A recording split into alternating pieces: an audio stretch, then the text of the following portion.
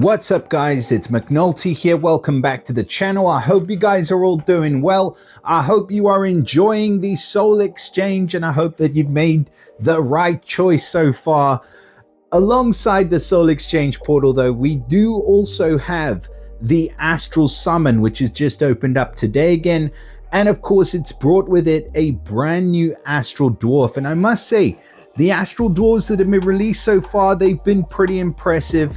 I think pretty much all of them I have found to be really good heroes. So I'm interested to have a look at our latest dwarf from this portal, which is this dude called Pluth.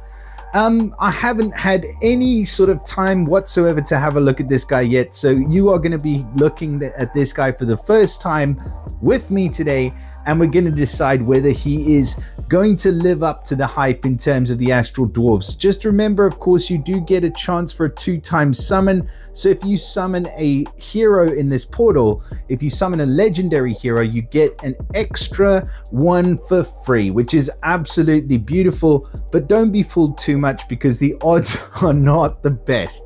So overall, your legendary event hero chance is at 0.9%, so less than 1% chance, but yeah, it's still a pretty good chance. And when you do hit that 2 times, it is really good. So let's get into it then. So Pluth is our latest hero. He is of course a fire hero, and he is part of the astral dwarves family. So just a quick recap, they get a bonus from 1 or 2 heroes, and they get 20 or 25% chance to dispel a random dispellable status effect buff from all enemies at the end of each turn. So at the end of each turn, it's a 20% chance that they can dispel a random buff from everybody, which is pretty strong. In terms of the passives, bypass minions, so all damage done by the special skill bypasses minions. Really good for heroes that have really beefy minions. Heroes like Moonbell. Moonbell's really tricky to deal with because minions are just super strong. Heroes like Costume Diachan, for example, where you get the unstoppable minions. Bypassing minions is probably a good way around heroes like that. Also, resistance against negative minion effects. So this character has innate resistance against incoming negative effects and damage from minions. It doesn't apply to mega minions, but all damage and negative effects from regular minions will be resisted. And on top of that, if that wasn't enough, also gets perfect accuracy, so the character's special skill never misses the target. So far, really good. Now in terms of stats, we'll switch off the max power. We're running a team power of 1166, so in keeping with where we are at the moment in terms of power creep, that horrible word, hopefully things do stay as they are. But in terms of this dude, his stats are really great. So really high attack and defense and a little bit lower on the HP. So 1244 attack, 1231 defense, 1868 health, which is really good, as I've said. Special skill boost is his ether talent. So at the start of each battle or the turn, if it is a regular PvP battle, this hero's special skill deals an additional 30% damage for 6 turns. In battles with multiple waves, the effect's refreshed at the beginning of each wave. Doesn't make any difference if he's not doing any damage, but if he is, then of course it does have an impact. So let's move on to the special skill. So it's Planetime Widget. Okay, weird title. He is running at very fast speed though, which is nice.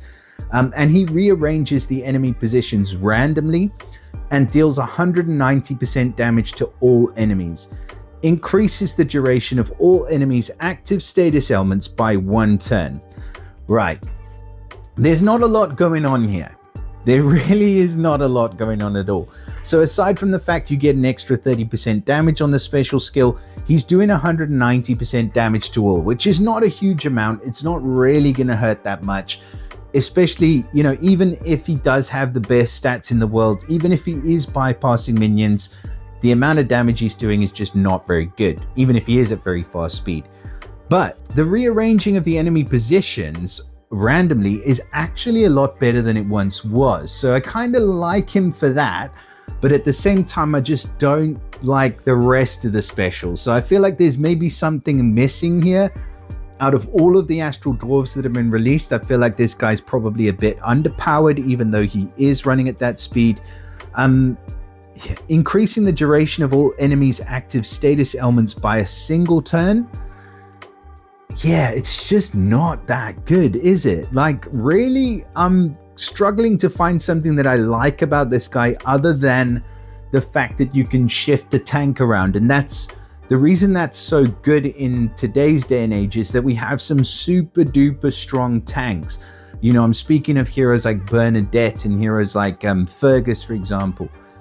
When he switches around the tank position, that changes the whole sort of dynamic of the team. So yeah, he could be a really, really good hero, but that remains to be seen. So please do let me know what you guys think about Pluth in the comments.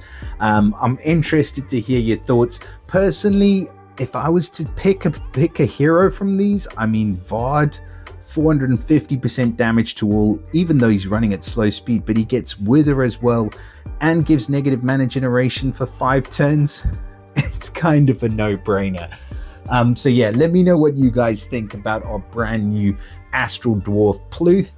Drop us a like, subscribe to the channel if you haven't already, share it with your mother, and I'll see you guys soon. Bye for now.